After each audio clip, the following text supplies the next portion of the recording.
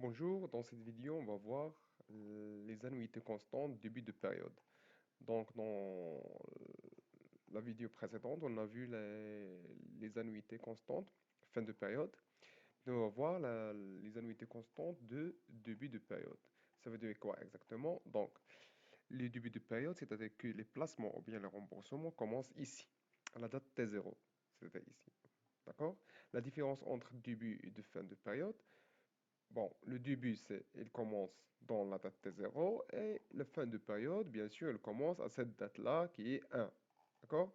Donc, euh, la même chose, on va calculer la valeur acquise et la valeur actuelle au début de période. Quelle est la formule? La formule, donc, c'est Vn est égal à la valeur acquise, est égal à l'annuité fois 1 plus i fois 1 plus i à la puissance n moins 1 sur i.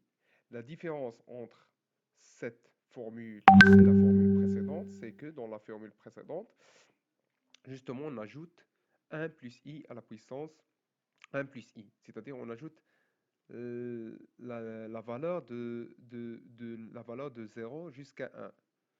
Tout simplement, et la même chose pour les annuités, la valeur actuelle. On ajoute aussi 1 plus i, donc à la puissance. Oui, on applique la formule précédente de fin de période. 1 plus i fois 1 moins 1 plus i à la puissance moins 1, puissance moins n, pardon, sur i, tout simplement.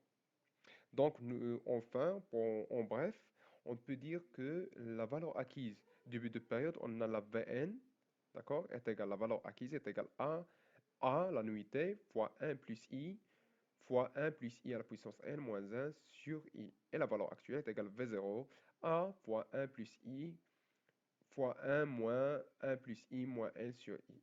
Donc, tout simplement, la différence entre cette formule et la formule précédente, c'est 1 plus i, tout simplement. Donc, c'est ça, on arrive à la fin de cette vidéo, les annuités constantes, début de période.